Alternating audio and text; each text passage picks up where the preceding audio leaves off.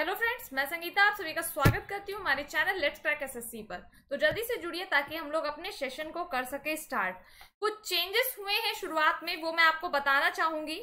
शुरुआत में चेंजेस ये हुए हैं आपके।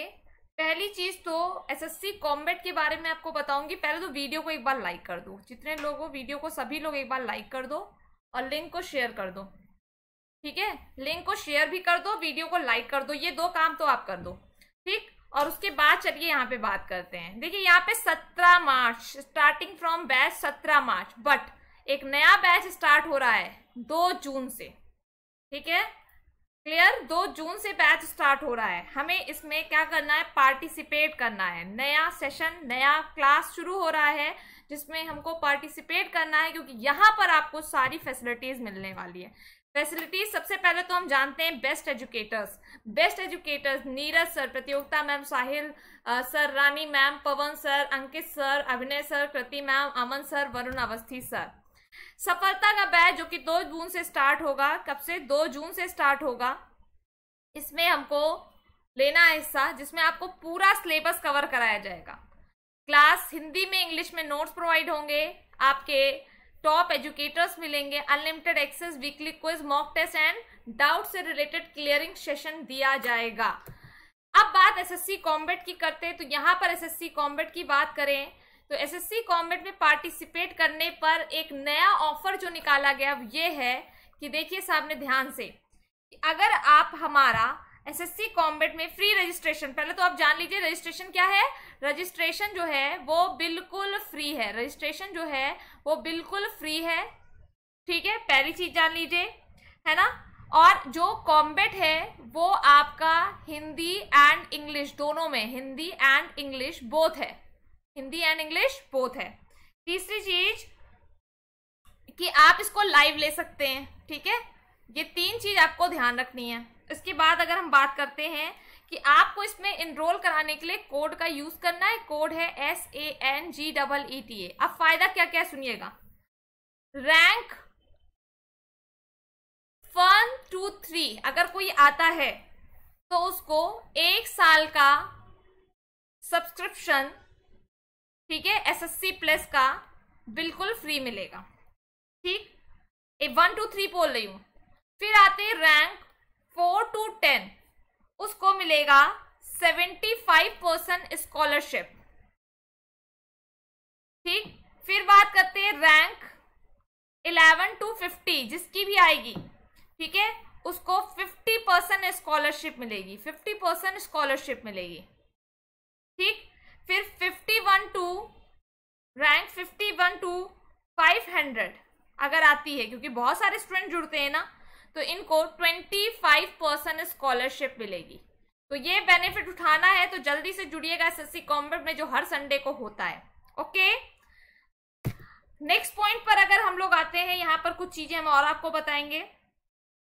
ठीक है, कुछ चीजें और बताएंगे, वो आपको देखनी है। चलिए देख लेते हैं वो भी हम लोग, क्या क्या चीजें हैं। बिल्कुल,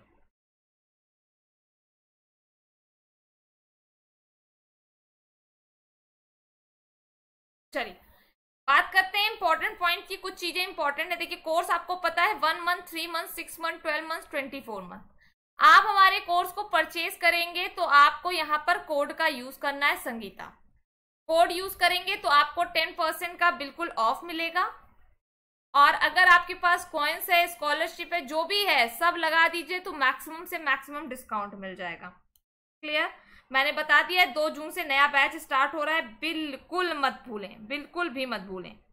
ठीक है, बिल्कुल एसएससी सीजीएल 2020 का नया बैच शुरू हुआ है, 2021 का। जल्दी से जल्दी इसको ज्वाइन करिए। ठीक है, आगे बात करते हैं। सारी चीजें मैंने आपको बता दी है, मैक्सिमम डिस्काउंट बता दिया है। अब हम अगले पॉइंट पर आते हैं कि भैया हमारा क्लास कब से स्टार्ट होता है। तो भैया रोज रात में 8 बजे हमारी क्लास होती है, और एक सुबह 7:30 बजे होती है।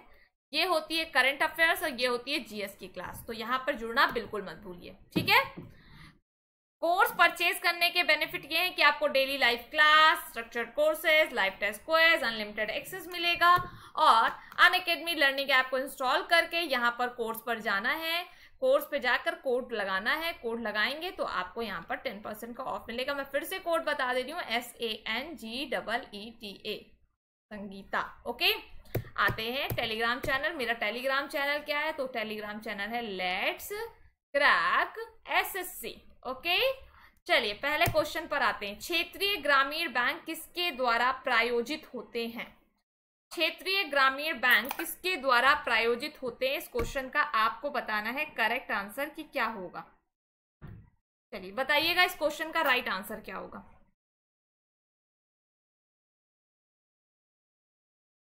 क्षेत्रीय ग्रामीण बैंक किसके द्वारा प्रायोजित होते हैं?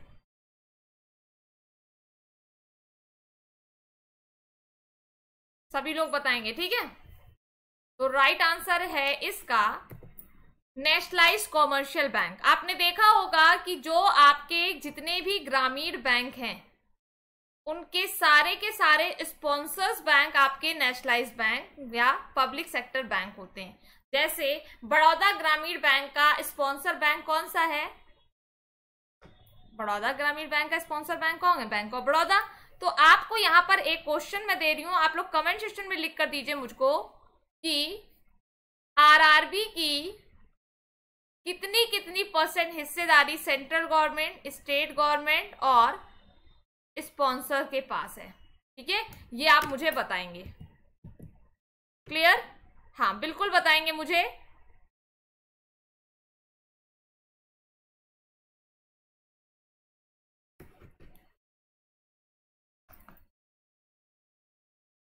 ठीक है, ये आपका काम है मुझे बताना है कमेंट सेक्शन में। उसके बाद आरआरबी की कमिटी मुझे बताएंगे, आरआरबी का एस्टैब्लिशमेंट मुझे बताएंगे। बहुत इजी है। आरआरबी की कमिटी, आरआरबी का एस्टैब्लिशमेंट, आरआरबी का एक्ट। ठीक है, और ये तो पता ही होगा पहली बार में 5 आरआरबी स्टैब्लिश हुए थे। कितनी बार? 5 आरआरबी स्टैब्लिश किए गए थे। चलिए आते हैं नेक्स्ट पॉइंट पर।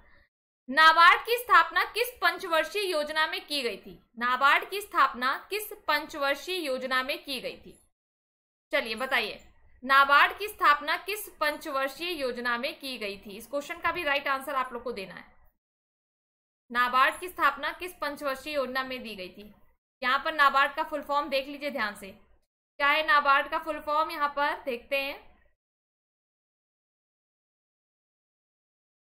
National bank for agriculture and rural development, जिसका एस्टैब्लिशमेंट 1982 है, वो भी 12 जुलाई 1982। और इसकी कमिटी की बात करते हैं तो कमिटी इसकी है शिव रमन कमिटी। ठीक है ना बेटा? तो यहां पर राइट आंसर क्या हो जाएगा? 6th। क्या है? 6th, छठी पंचवर्षीय योजना में नाबार्ड को स्टैब्लिश किया गया था। Next question. और हेडक्वार्टर बता दूं, हेडक्वार्टर कहां पर है? इसका हेडक्वार्टर ध्यान रखिएगा, हेडक्वार्टर इसका मुंबई है। कहां है हेडक्वार्टर? मुंबई। ठीक है, चलो आ जाओ। डेप्रिसिएशन किसके मूल्य की हानि होती है? डेप्रिसिएशन किसके मूल्य की हानि होती है? डेप्रिसिएशन क्या होता है? आप एक मोबाइल खरीदो, आप एक मशीन खरीदो, आप बेड खरीदो, अलमारी खरीदो, कोई भी मशीन खरीदो, जब वो दुकान से परचेज होकर आती है और फिर आप तुरंत ही उसको किसी दूसरे को बेचो, क्या वो उतने की बिकती है जितने की आपने खरीदी थी? नहीं बिकती है। इसका मतलब है उसकी वैल्यू डेप्रिशिएट हो गई है और उसी को डेप्रिसिएशन कहते हैं। क्लियर? क्लियर है? Decrease in the value of assets, क्या कहेंगे? Decrease in the value of assets. Okay, तो राइट आंसर इज मशीनरी। यहां पर साफ साफ आंसर है। Next question.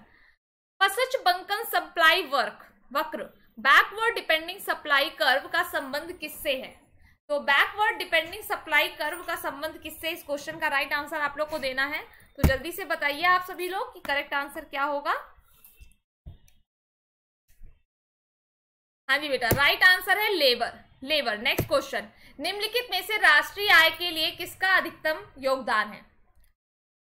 ठीक है, देखिए 3 सेक्टर होते हैं, आपको पता होगा। एक प्राइमरी सेक्टर होता है और एक सेकेंडरी सेक्टर होता है और एक टर्जरी सेक्टर होता है। पता है ना? Primary sector, secondary sector and टर्जरी sector.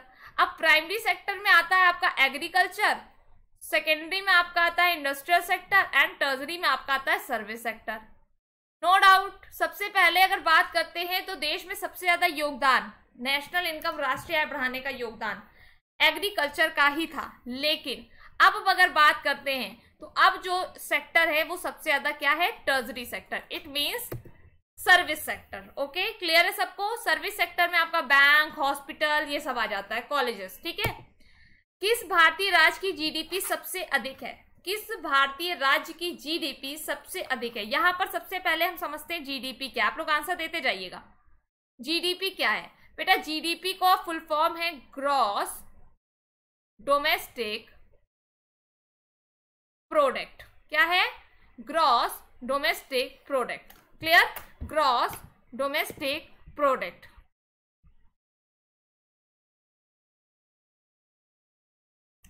Okay,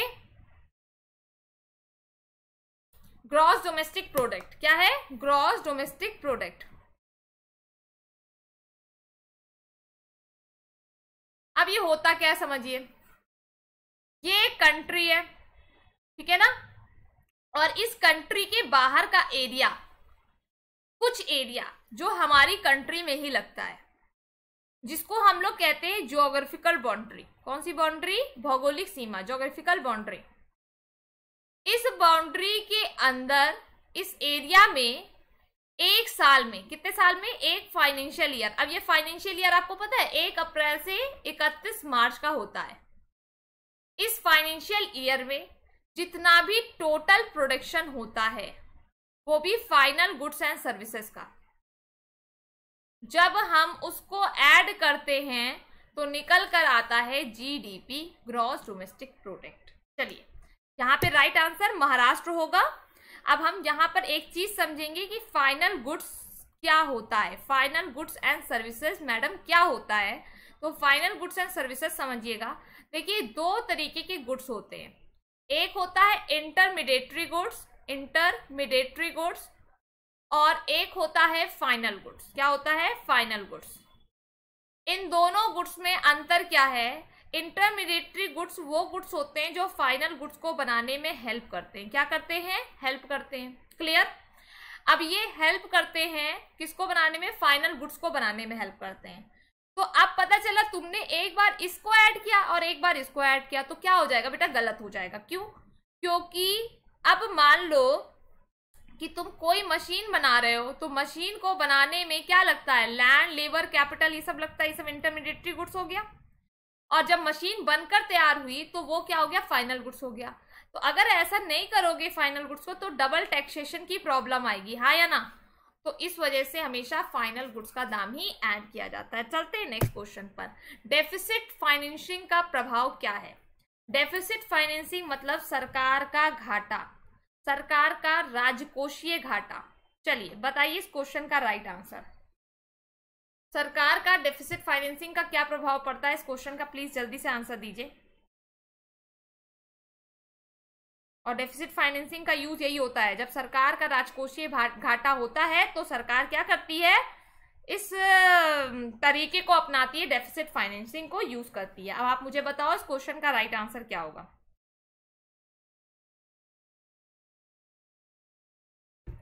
चलो पहले तो हम देख लेते हैं इंक्रीज इन द लिक्विडिटी। बेटा राजकोषीय घाटा मतलब होता है, राजकोषीय मतलब डेफिसिट जो होता है, राजकोषीय घाटा जिसे कहते हैं, इसमें क्या होता है कि सरकार का घाटा हो जाता है। अब सरकार को घाटे की पूर्ति करनी है तो लिक्विडिटी को इंक्रीज करना है, जिसके लिए वो डेफिसिट फाइनेंसिंग का यूज करती है। नेक्स्ट क्वेश्चन, बाजार अर्थव्यवस्था वह होती है जिसमें क्या होगा बताइए? Be free from government control, be controlled by government, be influenced by international market forces, या none of this. Correct answer क्या होगा जल्दी से बताइए भाई। सबसे पहले तुम यहाँ पे समझ लेते हैं मार्केट क्या होती है। तो मार्केट का तो मतलब होता है जहां पर बायर और सेलर आपस में मिलते हैं, बायर एंड सेलर आपस में मिलते हैं और अपनी गुड्स का, वस्तुओं का इंटरचेंज करते हैं। ये तो पता ही होगा। अब आप मार्केट इकोनॉमी बता दो। तो राइट आंसर है B free from government control. Next question, आर्थिक विकास का प्रचालन निम्नलिखित में से कौन सा है? Operation of economic development which one is the following? तो इस क्वेश्चन का भी राइट आंसर आप लोग को बताना है। इस क्वेश्चन का करेक्ट आंसर क्या होगा, जल्दी से बताइए।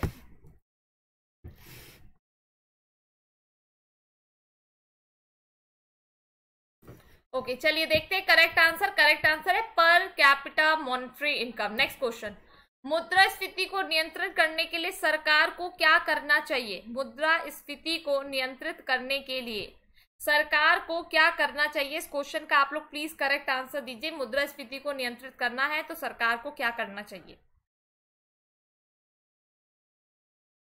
चलिए बताइए। Increase in repo rate, reduction in repo rate, reduction in bank interest rate या नन ऑफ दीज? इसमें से राइट आंसर क्या होगा, जल्दी से आप लोग बताइएगा।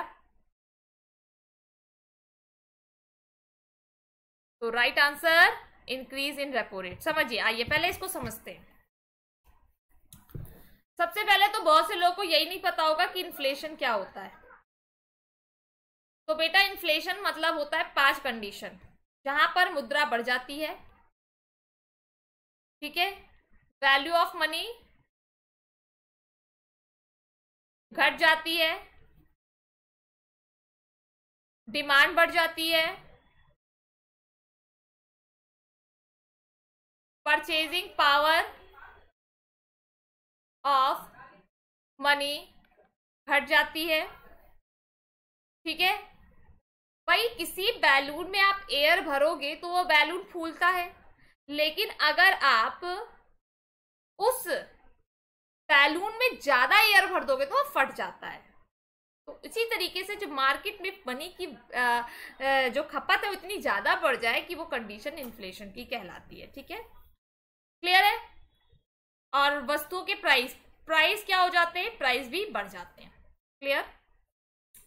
अब इनको हमें क्या करना है, घटाना है, नियंत्रित करना है। तो अगर हम रेपो रेट घटाएंगे तो बैंक जो है, बैंकों को लोन सस्ता मिल जाएगा, तो बैंक तो और लोन ले लेगी। बैंक इंटरेस्ट रेट घटाएंगे तो भी बैंकों को लोन सस्ता मिल जाएगा, बैंक और लोन ले लेगी, कस्टमर को बांट देगी, मार्केट में पैसा बढ़ जाएगा।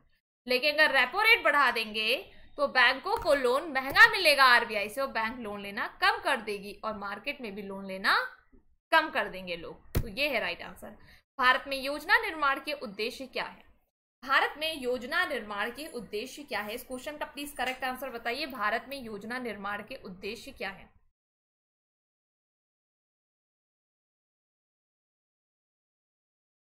जल्दी से बताइएगा।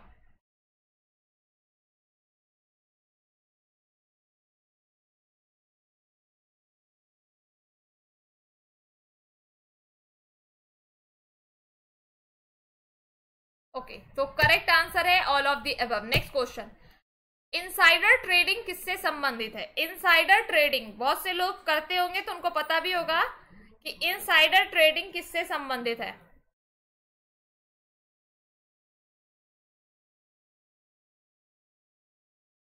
इनसाइडर ट्रेडिंग किससे संबंधित है? इस क्वेश्चन का राइट आंसर दीजिए।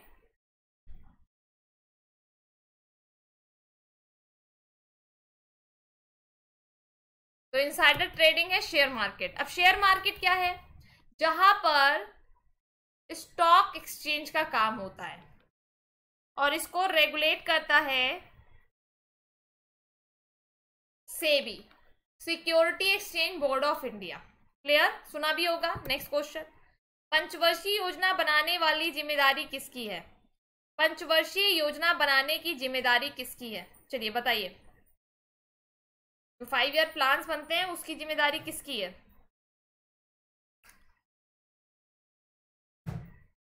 बिल्कुल जल्दी जल्दी आंसर दो। पंचवर्षीय योजना बनाने की जिम्मेदारी किसकी है?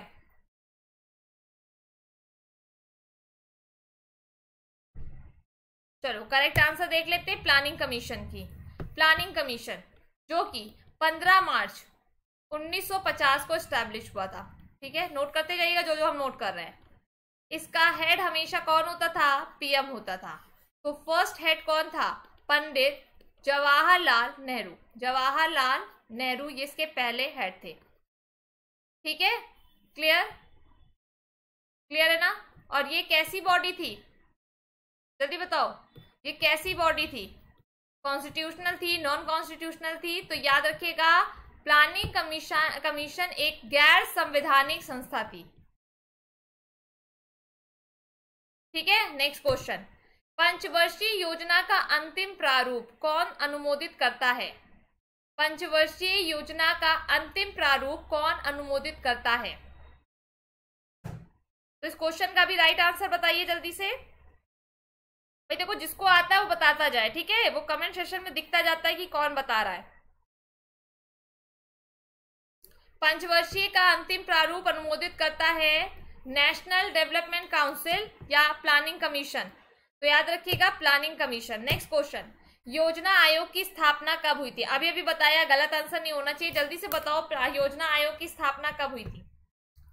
योजना आयोग की स्थापना कब हुई? दीजिए आंसर, योजना आयोग की स्थापना कब हुई?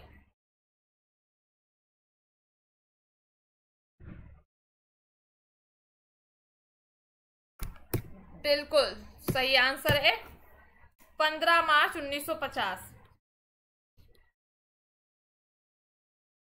नेक्स्ट क्वेश्चन आपकी स्क्रीन पर, भारतीय रिजर्व बैंक की लेखा वर्ष की अवधि कितनी होती है? आरबीआई का जैसे हम लोग का फाइनेंशियल ईयर 1 अप्रैल से 31 मार्च का होता है, अब आपको बताना है कि आरबीआई का फाइनेंशियल ईयर कब से कब तक का होता है। क्लास जल्दी से बता दीजिए ये क्वेश्चन भी, आरबीआई का फाइनेंशियल ईयर कब से कब तक का होता है?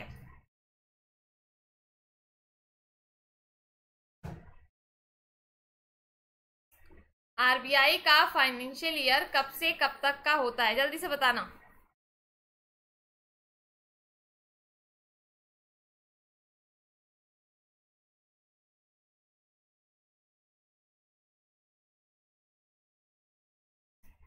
चलें देख लें, 1 जुलाई टू 31 जून आरबीआई की बात आई है। चलो भाई, आरबीआई जिसका फुल फॉर्म है रिजर्व बैंक ऑफ इंडिया, ठीक है। आरबीआई का एस्टैब्लिशमेंट 1 अप्रैल 1935, एक्ट है 1934, नेशनलाइजेशन है 1949, ठीक है, याद रखिएगा। और हेडक्वार्टर पुराने की बात करें तो कलकत्ता इसका हेडक्वार्टर था, और 1937 में शिफ्ट किया गया मुंबई। तो अब कहाँ है इसका हेडक्वार्टर? मुंबई में है। ओके, नेक्स्ट क्वेश्चन, भारत में योजना आयोग की स्थापना बताइए किसके द्वारा की गई थी? इस क्वेश्चन का भी आप लोग प्लीज करेक्ट आंसर बताइए, भारत में योजना आयोग की स्थापना किसके द्वारा की गई थी? चलिए बताइए इस क्वेश्चन का राइट आंसर, भारत में योजना आयोग की स्थापना किसके द्वारा की गई थी? जल्दी से बताओ बेटा, भारत में योजना आयोग की स्थापना किसके द्वारा की गई थी? चलो राइट आंसर है by a resolution of the union cabinet. Next question, Bharat में पहली बार औद्योगिक नीति कब अपनाई गई? भारत में पहली बार औद्योगिक नीति कब अपनाई गई? 1947, 1948, 1950 या फिर 1951? आपको देना है करेक्ट आंसर कि क्या होगा। भारत में पहली बार औद्योगिक नीति कब अपनाई गई? दीजिए फटाफट सभी लोग राइट आंसर दीजिए, इस क्वेश्चन का राइट आंसर क्या होगा?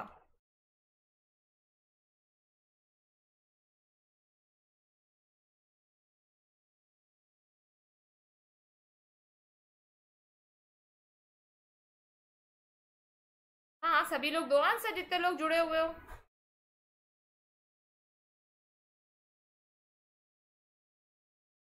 चलो राइट आंसर है 1948। नेक्स्ट क्वेश्चन, इंपीरियल बैंक की स्थापना किस वर्ष की गई थी? इंपीरियल बैंक की स्थापना किस वर्ष की गई थी? इंपीरियल बैंक की स्थापना किस वर्ष की गई थी? इस क्वेश्चन का भी राइट आंसर दीजिए।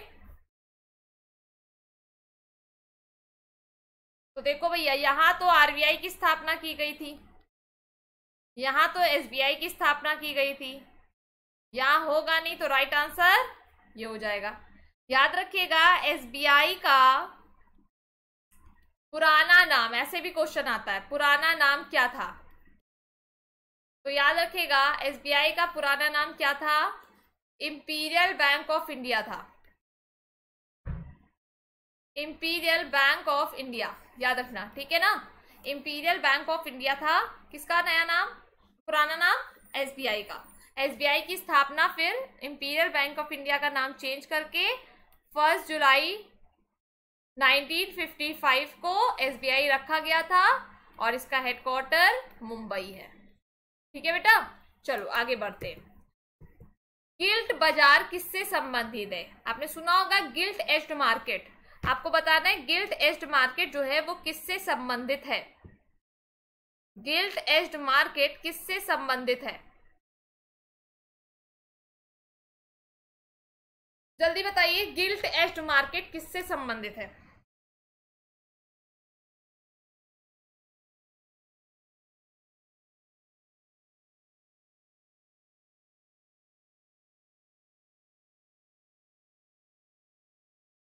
चलो भाई, राइट आंसर है गवर्नमेंट सिक्योरिटी। सुनिएगा क्या होता है कि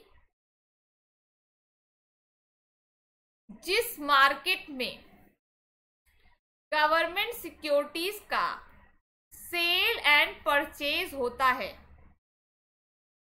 उस मार्केट को गिल्ट एज मार्केट कहते हैं। ठीक है, next question. Wealth of Nations की पुस्तक के लेखक कौन है? वेल्थ ऑफ नेशंस पुस्तक के लेखक कौन है, बताइए।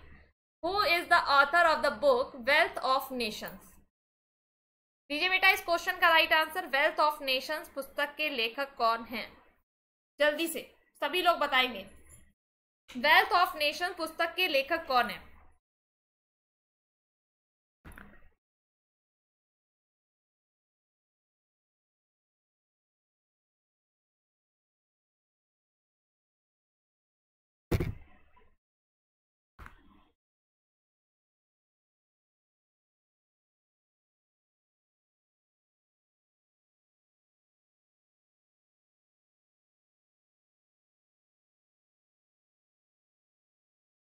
तो राइट आंसर है एडम स्मिथ। नेक्स्ट क्वेश्चन, और आपको पता है फादर ऑफ इकोनॉमी इन्हें कहा जाता है।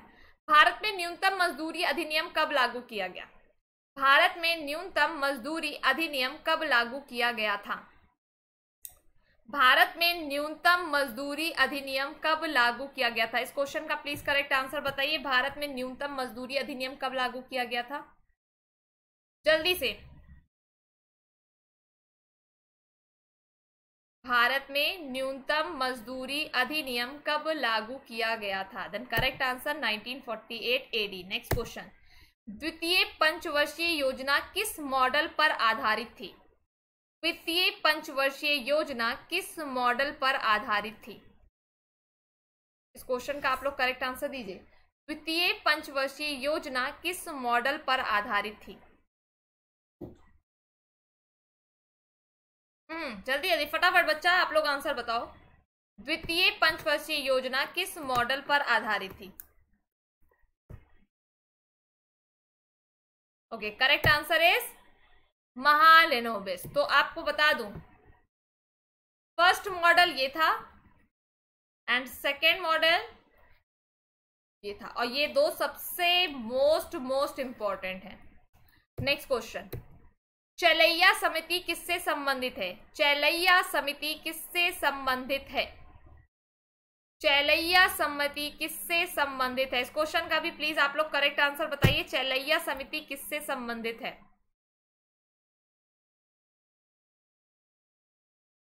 दीजिए बेटा आप लोग आंसर।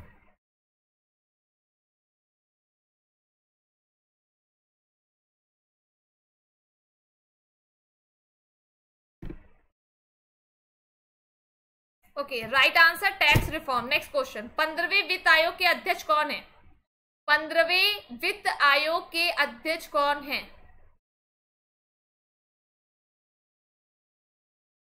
और यहां पर आप मुझे एक क्वेश्चन बताओगे कि फाइनेंस कमीशन किस आर्टिकल में आता है, किस आर्टिकल में रखा गया है?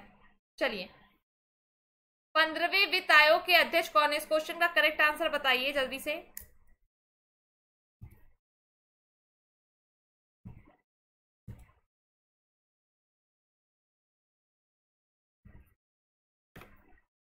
Right answer N K Singh. Next question, विश्व व्यापार संगठन की स्थापना कब हुई? वर्ल्ड ट्रेड ऑर्गेनाइजेशन की स्थापना कब हुई? चलिए इस क्वेश्चन का भी राइट आंसर दीजिए। डब्ल्यूटीओ की स्थापना कब हुई?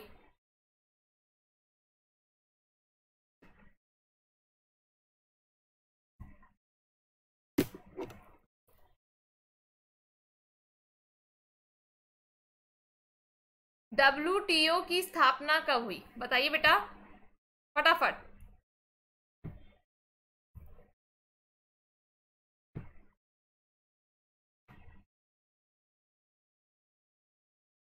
तो बता दूं आपको, डब्ल्यूटीओ की स्थापना 1995 में हुई थी। अच्छा, यहां से एक क्वेश्चन और तैयार होता है, डब्ल्यूटीओ का पुराना नाम। तो याद रखिएगा, डब्ल्यूटीओ का पुराना नाम था गैट।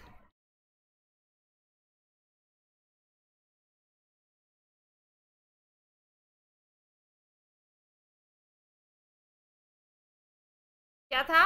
गैट था। General agreement on tariff and trade, general agreement on tariff and trade.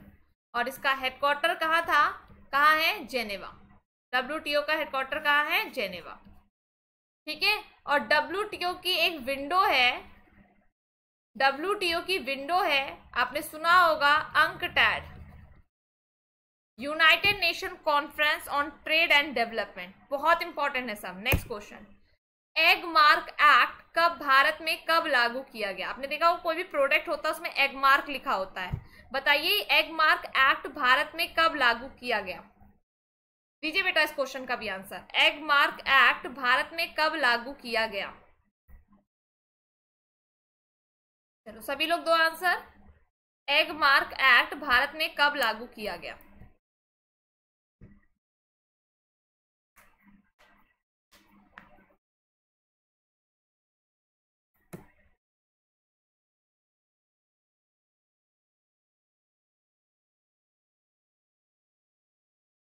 Okay, तो करेक्ट आंसर है 1937। नेक्स्ट क्वेश्चन, भारतीय सब्जी शोध संस्थान कहां पर स्थित है? वाराणसी, मैसूर, बैंगलोर या फिर लखनऊ?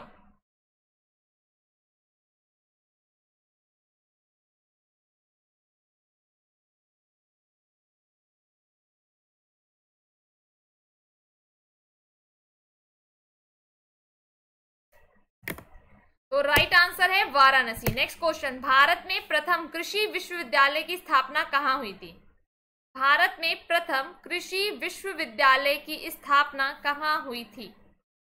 भारत में प्रथम कृषि विश्वविद्यालय की स्थापना कहां हुई थी? इस क्वेश्चन का प्लीज आप लोग करेक्ट आंसर दीजिए, बहुत इंपॉर्टेंट है, बहुत ही इंपॉर्टेंट।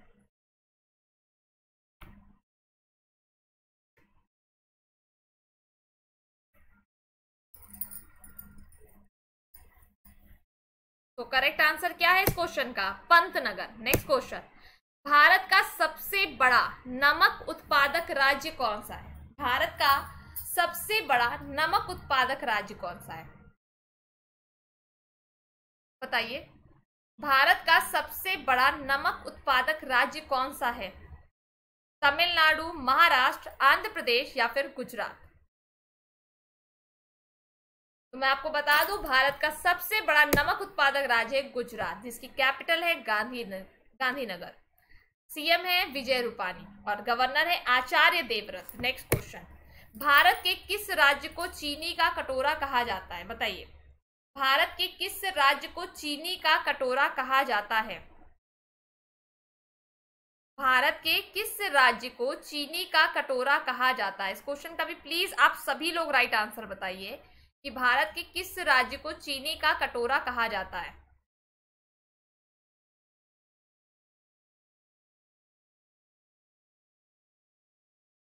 तो भैया सबको पता होगा, बच्चा बच्चा जानता, उत्तर प्रदेश। नेक्स्ट क्वेश्चन, निम्नलिखित में से कौन भारत में शेयर बाजार के कार्य को नियंत्रित करता है? अभी मैंने थोड़ी देर पहले बताया था और आपको सही आंसर बताना है कि भारत में शेयर बाजार के कार्य को कौन नियंत्रित करता है।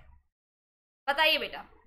निम्नलिखित में से कौन भारत के शेयर बाजार को कार्य को नियंत्रित करता है?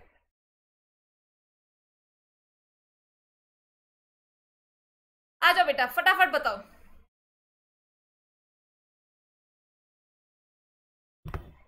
भैया कौन है? SEBI, security exchange board of India. Next question, वृहत अर्थशास्त्र मैक्रो इकोनॉमिक शब्द का प्रयोग किसने किया था? और मैक्रो क्या, माइक्रो का भी यूज इन्होंने किया था। किसने? Micro and macro, macro word and macro word दोनों का यूज किसने किया था? आपको मैं बता दूं, माइक्रो मतलब होता है इंडिविजुअल। क्या होता है? इंडिविजुअल लेकर चलते हैं। और मैक्रो में क्या करते हैं? होल इकोनॉमी को लेकर चलते हैं। क्या करते हैं? होल इकोनॉमी को लेकर चलते हैं। याद रखिएगा, माइक्रो इंडिविजुअल, मैक्रो मतलब होल इकोनॉमी। अब इसकी एग्जांपल की बात करें, डिमांड एंड सप्लाई, और इसकी बात करें अनएम्प्लॉयमेंट वगैरह जो आता है वो मैक्रो इकोनॉमिक्स में आता है। ठीक है, तो राइट आंसर है रैगनर फ्रिश। नेक्स्ट क्वेश्चन, एचडीआई किन 3 क्षेत्रों में विकास का मापक है? एचडीआई, ह्यूमन डेवलपमेंट इंडेक्स, आपने सुना भी होगा। किन 3 क्षेत्रों में विकास का मापक है? एचडीआई किन 3 क्षेत्रों में विकास का मापक है? इस क्वेश्चन का प्लीज आप लोग राइट आंसर दीजिए जल्दी से।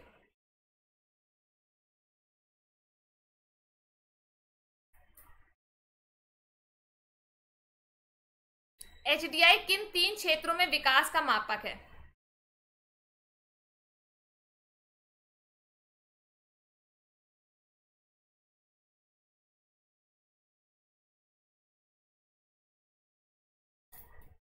नहीं करते हैं, हेल्थ, एजुकेशन, इनकम। ठीक है, नेक्स्ट क्वेश्चन, पूंजीवादी अर्थव्यवस्था का मुख्य लक्षण क्या है? पूंजीवादी अर्थव्यवस्था का मुख्य लक्षण क्या है? सबको पता है 3 इकोनॉमी होती है, एक है कैपिटलिस्ट, एक है मिक्स्ड और एक है सोशलिस्ट। मिक्स कैपिटलिस्ट में और मिक्स्ड में और सोशलिस्ट में अंतर साफ साफ समझ में आ रहा है।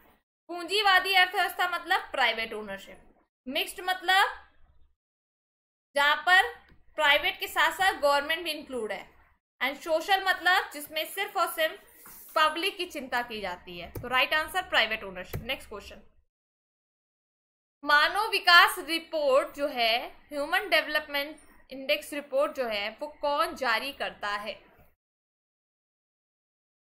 बताइए। ह्यूमन डेवलपमेंट इंडेक्स रिपोर्ट, आपको बता दें इसी तरीके से बहुत सारी रिपोर्ट्स हैं। वर्ल्ड डेवलपमेंट रिपोर्ट, और आपका ease of doing business report, world outlook development report, तो बहुत सारी रिपोर्ट्स हैं जो आपको पता होनी चाहिए। चलिए अभी आप इसका आंसर बताइए फटाफट।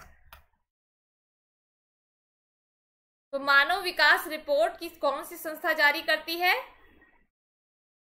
राइट आंसर है UNDP, United Nation Development Programme. नहीं आता है तो नोट कर लो, बहुत पूछा जाता है। United Nation Development Programme. Okay, next question, बताइए एनडीपी किससे प्राप्त किया जाता है? एनडीपी, नेशनल डोमेस्टिक प्रोडक्ट, बताओ।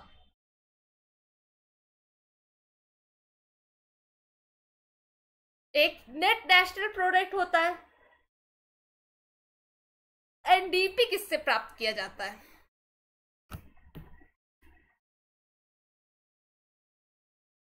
Okay, then correct answer is both suitable, मतलब जीडीपी माइनस डेप्रिसिएशन या reduce depreciation in GDP. Next question, बंद अर्थव्यवस्था क्या होती है?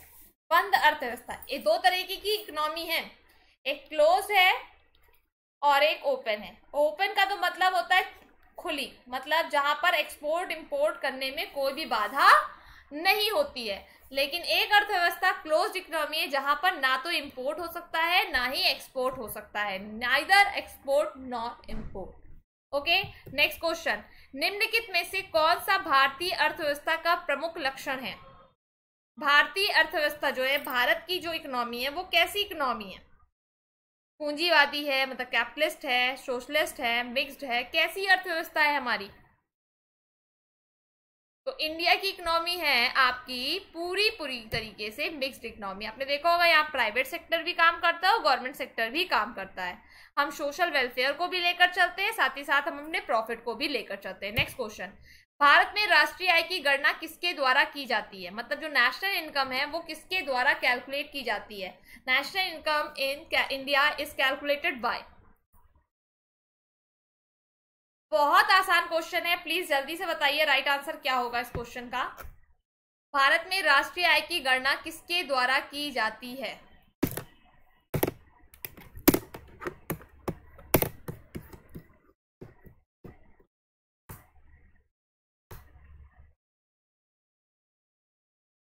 जल्दी से। तो राइट आंसर है CSO, Central Statistical Organisation. Okay, next question, Bharat में आर्थिक सर्वेक्षण सरकारी स्तर पर प्रतिवर्ष कौन प्रकाशित करता है? भारत में आर्थिक सर्वेक्षण सरकारी स्तर पर प्रतिवर्ष कौन प्रकाशित करता है? इस क्वेश्चन का भी आप लोग प्लीज आंसर दीजिए। इस क्वेश्चन का राइट आंसर क्या होगा? भैया जुड़ते जाओ तो फटाफट आंसर देते जाओ, ठीक है, लेट बिल्कुल मत लगाओ।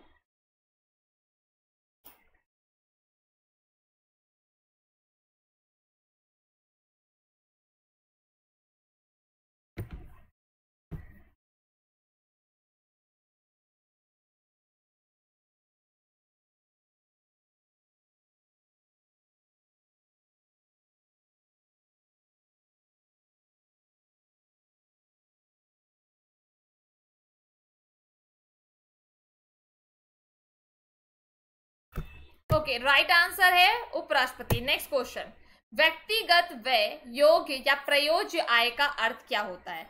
समझिएगा, पहले मैं समझाती हूँ फिर आप बताइएगा। देखिए, एक व्यक्ति की टोटल इनकम आती है, जैसे मान लीजिए कि किसी व्यक्ति की इनकम 1 लाख रुपए है, तो क्या ये 1 लाख पूरी उसके जेब में जाती है? नहीं जाती है।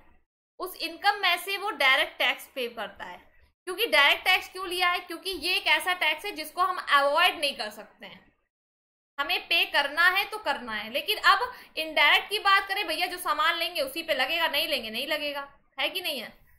तो डायरेक्ट टैक्स जब हम पे करते हैं तो उसके बाद जो इनकम बचती है तो वो इनकम हमारी कहलाती है डिस्पोजेबल इनकम, निजी प्रयोज्य आय।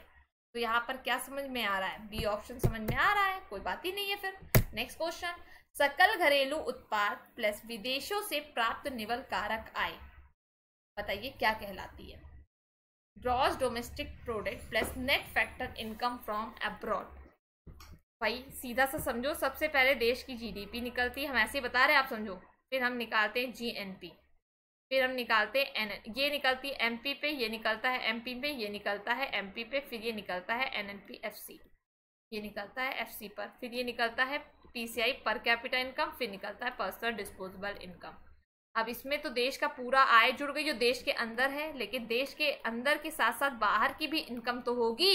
जो बाहर के लोग आय कमा रहे हैं वो भी हमारे भारतीय लोग, और जो ऐसे लोग जो यहाँ पे कमा रहे हैं लेकिन वो भारतीय नहीं है, वो बाहर लेके चले जाएंगे आय, तो बल्कि निकल के आया ग्रॉस नेशनल प्रोडक्ट। समझ में आया? नेक्स्ट क्वेश्चन, आधुनिक अर्थशास्त्र का जनक किसे कहा जाता है? आधुनिक अर्थशास्त्र का जनक किसे कहा जाता है? इस क्वेश्चन का प्लीज करेक्ट आंसर बताइए कि आधुनिक अर्थशास्त्र का जनक किसे कहा जाता है? दो बेटा।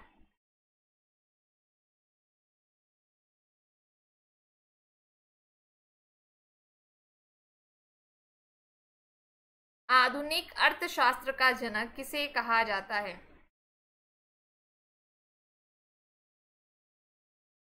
तो राइट आंसर इसका है एडम स्मिथ। बताइए, फादर ऑफ इकोनॉमिक्स नहीं कहा जाता है। नेक्स्ट क्वेश्चन, लॉरेंज कर्व क्या दर्शाता है? लॉरेंज कर्व क्या दर्शाता है? इस क्वेश्चन का भी प्लीज आप लोग सभी लोग राइट आंसर दीजिए। लॉरेंज कर्व क्या दर्शाता है?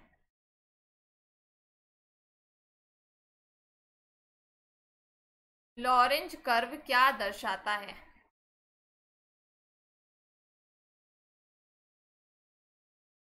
देख लेते हैं राइट आंसर। लॉरेंज कर्व दर्शाता है इनकम डिस्ट्रीब्यूशन, कि भैया जितनी आय है वो इक्वली डिस्ट्रीब्यूट हो रही है नहीं हो रही है। नेक्स्ट क्वेश्चन, संघवाद के संस्थागत तंत्र में कितनी राज्य व्यवस्थाएं होती हैं? संघवाद के संस्थागत तंत्र में कितनी राज्य व्यवस्थाएं होती हैं? इस क्वेश्चन का भी आप लोग प्लीज करेक्ट आंसर बताइए क्या होगा फटाफट। संघवाद के संस्थागत तंत्र में कितनी राज्य व्यवस्थाएं होती हैं? चलो इस क्वेश्चन का प्लीज राइट आंसर बताओ। संघवाद के संस्थागत तंत्र में कितनी राज्य व्यवस्थाएं होती हैं? करेक्ट आंसर इज ए, मतलब 2। ठीक, नेक्स्ट क्वेश्चन। सर्वोच्च न्यायालय में न्यायाधीश को हटाने के लिए 108 संसद सदस्यों द्वारा हस्ताक्षरित प्रस्ताव पहली बार किस वर्ष में लाया गया था? सर्वोच्च न्यायालय के न्यायाधीश को हटाने के लिए 108 संसद सदस्यों द्वारा हस्ताक्षरित प्रस्ताव पहली बार किस वर्ष में लाया गया था? इस क्वेश्चन का भी राइट आंसर क्या होगा, जल्दी से बता दीजिए। सर्वोच्च न्यायालय के न्यायाधीश को हटाने के लिए 108 संसद सदस्यों द्वारा हस्ताक्षरित प्रस्ताव पहली बार किस वर्ष में लाया गया था? दीजिए बेटा फटाफट आंसर दीजिए। जिसको भी आता है यार आंसर देखो दिया करो, क्योंकि आंसर देने से आप लोग की ग्रोथ बढ़ेगी।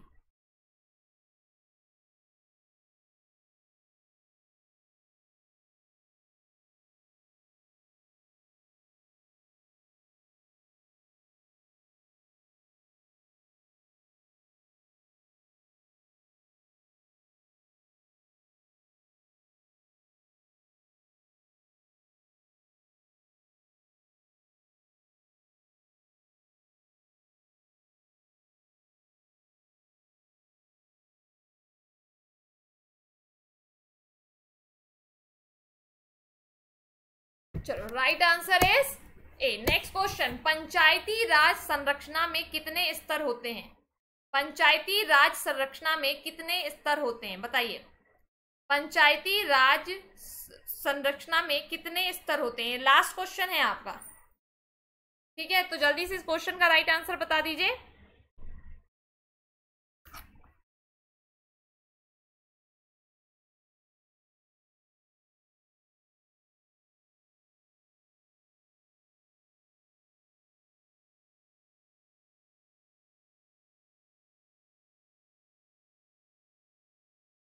Okay, right answer is B. क्या होगा? बी ऑप्शन बिल्कुल करेक्ट है। ठीक है, चलो एक दो शायद और है। अरे, राष्ट्रपति लिखित रूप से किसको संबोधित करते हुए अपने पद से त्याग पत्र दे सकता है? राष्ट्रपति लिखित रूप से किसको संबोधित करते हुए अपने पद से त्याग पत्र दे सकता है? तो इस क्वेश्चन का जो करेक्ट आंसर है वो हो जाएगा आपका ए मतलब वाइस प्रेसिडेंट। ठीक है, तो ये थे आज के आपके क्वेश्चंस। आई होप आपको अच्छा लगा हो वीडियो, और वीडियो अच्छा लगा हो तो एक बार लाइक कर देना, शेयर कर देना। चैनल को सब्सक्राइब ना किया हो तो चैनल को सब्सक्राइब कर देना। कोर्स को जल्दी से जल्दी परचेज कर लो, क्योंकि 2 जून से आपका एक नया बैच स्टार्ट हो रहा है। तो कोड लगाओ संगीता और यूज करो जल्दी से जल्दी कोर्स को। ठीक है, और एसएससी कॉम्बैट पे पार्टिसिपेट करो। इतनी अच्छा है कि अगर आप 1 to 3 रैंक में आते हो तो आपको 1 साल का कोर्स तो ऑटोमेटिक फ्री मिल रहा है। तो जो फ्री रजिस्ट्रेशन है, सब कुछ फ्री है, उसके बाद अगर आप पार्टिसिपेट नहीं कर रहे हैं तो टोटल फॉल्ट आपकी है। आप अपने करियर के लिए प्रॉपर आगे नहीं बढ़ना चाहते हैं, इसका मतलब यही है। ठीक है, तो अगर आप चाहते हैं बढ़ना तो जल्दी से जल्दी क्या करिए, इसमें पार्टिसिपेट करना शुरू करिए। Okay, thank you so much class. आप सबको लगातार बने रहने के लिए हमारे साथ धन्यवाद। आप लोग का बहुत बहुत धन्यवाद। Thank you.